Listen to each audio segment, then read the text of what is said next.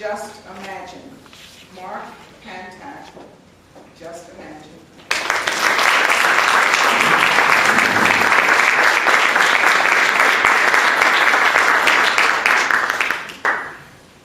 Just imagine.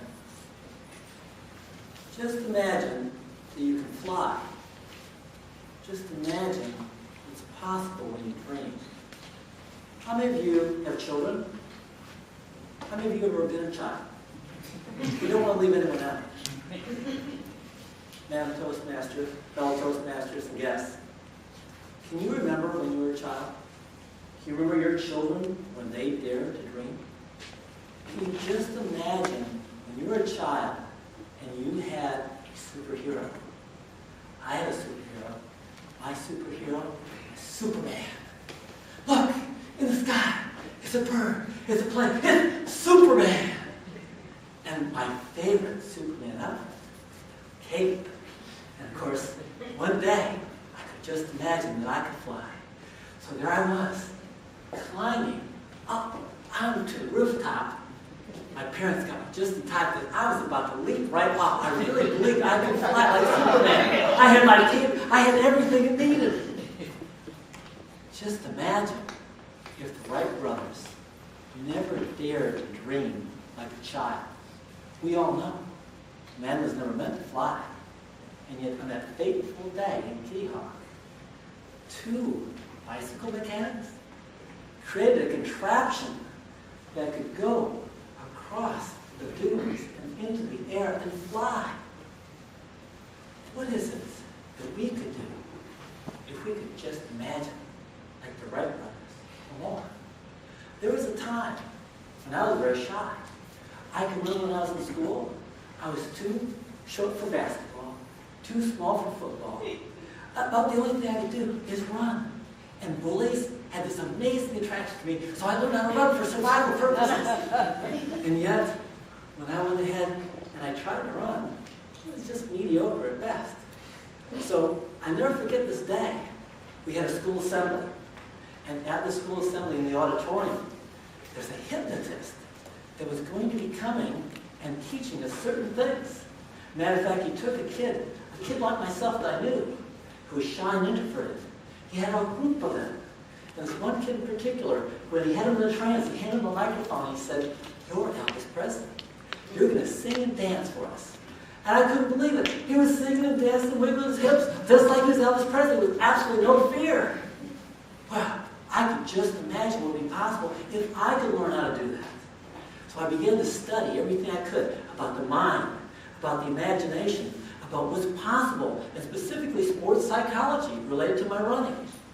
And when I learned that Einstein himself said that imagination is more powerful than knowledge. Imagination.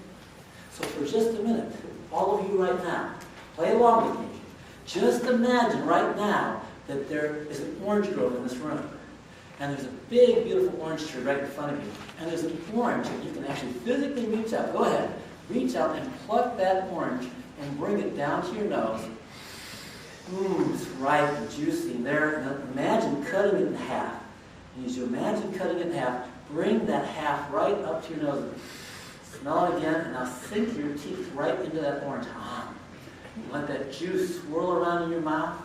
And as that nice, fresh, juicy orange swirls around in your mouth, taste that lemon as that lemon juice swirls around in your mouth.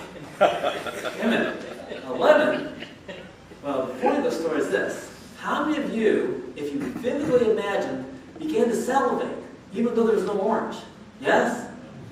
How many of you, if you really were vividly imagining, as soon as I said lemon, began to pucker? Yes? Well, just imagine if right now, imagining that, what you could do if you imagine your dreams. Because the unconscious mind cannot tell the difference between that which we vividly imagine and the real thing. Now, how do I know this is true?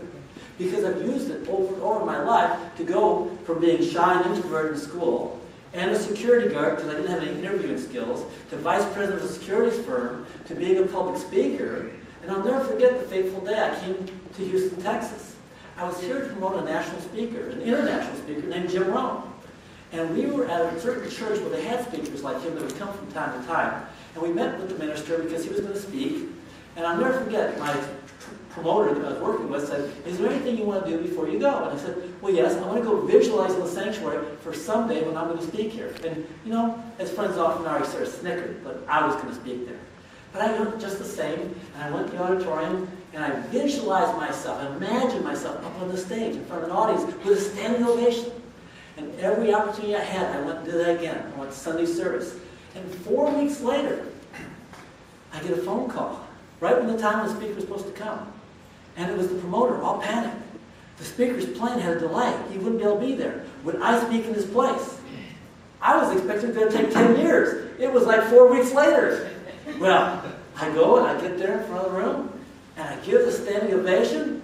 I couldn't believe it. It was amazing how quickly something I had vividly imagined had happened. And from that simple, humble beginning, I've been able to speak all over the United States. And I have a vision, an imagination of all over the world. Now, I know many of you have dreams.